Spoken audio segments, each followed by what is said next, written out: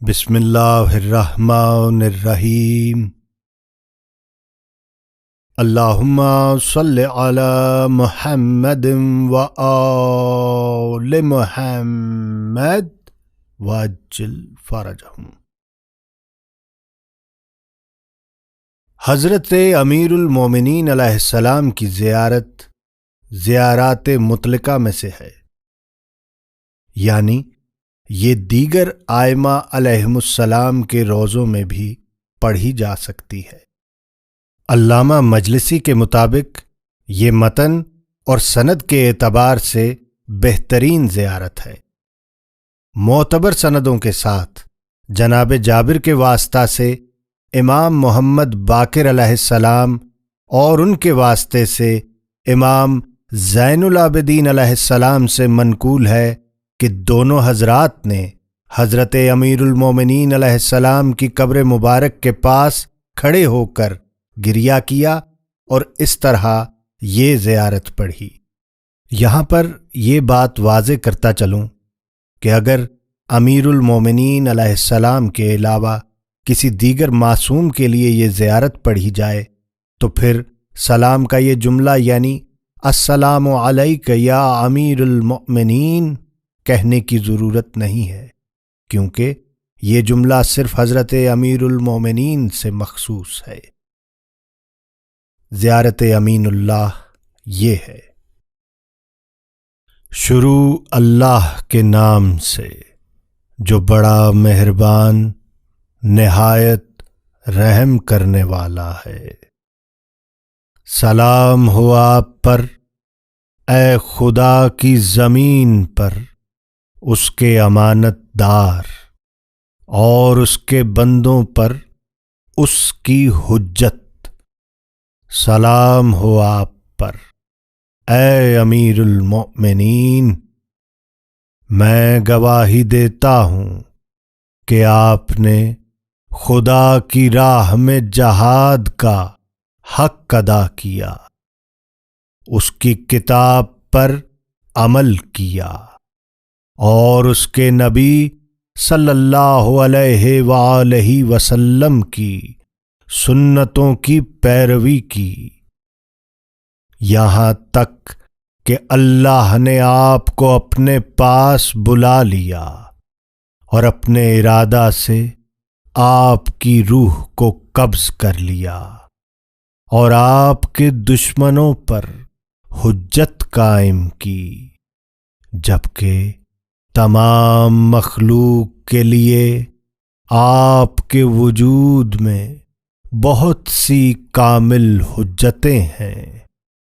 اے اللہ، میرے نفس کو ایسا بنا کہ تیری تقدیر پر مطمئن ہو اور تیرے فیصلے پر راضی و خوش رہے، تیرے ذکر کا مشتاق اور دعا میں حریص ہو، تیرے برگزیدہ دوستوں سے محبت کرنے والا، تیری زمین و آسمان میں محبوب و منظور ہو، تیری طرف سے مصائب کی آمد پر صبر کرنے والا، تیری بہترین نعمتوں پر شکر کرنے والا، تیری کثیر مہربانیوں کو یاد کرنے والا ہو، تیری ملاقات کی خوشی کا خواہاں ہو، یوم جزا کے لیے تقوی کو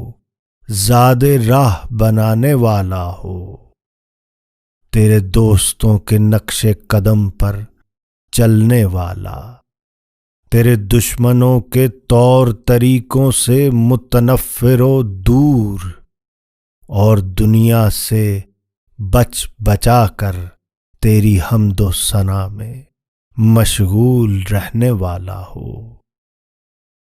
اے معبود، بے شک ڈرنے والوں کے قلوب تیرے لیے بے تاب ہیں، شوق رکھنے والوں کے لیے راستے کھلے ہوئے ہیں، تیرا قصد کرنے والوں کی نشانیاں واضح ہیں، معرفت رکھنے والوں کے دل تجھ سے کانپتے ہیں۔ تیری بارگاہ میں دعا کرنے والوں کی آوازیں بلند ہیں اور ان کے لیے دعا کی قبولیت کے دروازے کھلے ہیں۔ تجھ سے راز و نیاز کرنے والوں کی دعا قبول ہے، اور جو تیری طرف پلٹ آئے اس کی توبہ منظور و مقبول ہے۔ تیرے خوف میں رونے والے کے آنسوؤں پر رحمت ہوتی ہے، جو تجھ سے فریاد کرے اس کے لیے داد رسی موجود ہے۔ جو تجھ سے مدد طلب کرے اس کو مدد ملتی ہے۔ اپنے بندوں سے کیے گئے تیرے وعدے پورے ہوتے ہیں۔ تیرے ہاں عذر خواہوں کی خطائیں معاف اور عمل کرنے والوں کے اعمال محفوظ ہوتے ہیں۔ مخلوقات کے لیے رزق و روزی تیری جانب سے ہی آتی ہے، اور ان کو مزید عطائیں حاصل ہوتی ہیں۔ طالبان بخشش کے گناہ بخش دیے جاتے ہیں۔ ساری مخلوقات کی حاجتیں تیرے ہاں سے پوری ہوتی ہیں۔ تجھ سے سوال کرنے والوں کو بہت زیادہ ملتا ہے، اور پے در پے عطائیں ہوتی ہیں۔ کھانے والوں کے لیے دسترخوان تیار ہے، اور پیاسوں کی خاطر چشمے بھرے ہوئے ہیں۔ اے معبود، میری دعائیں قبول کر لے، اس ثنا کو پسند فرما۔ مجھے میرے اولیاء کے ساتھ جمع کر دے کہ واسطہ دیتا ہوں محمد و علی و فاطمہ و حسن و حسین کا۔ بے شک تو مجھے نعمتیں دینے والا، دنیا و آخرت میں میری آرزوؤں کی انتہا اور میری امیدوں کا مرکز ہے۔ تو میرا معبود، میرا آقا اور میرا مالک ہے۔ ہمارے دوستوں کو معاف فرما، دشمنوں کو ہم سے دور کر، ان کو ہمیں ایذا دینے سے باز رکھ۔ کلمہ حق کا ظہور فرما اور اسے بلند قرار دے۔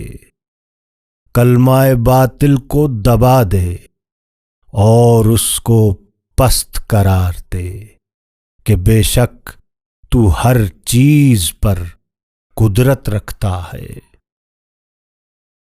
اللہم صلی علی محمد و آل محمد وجل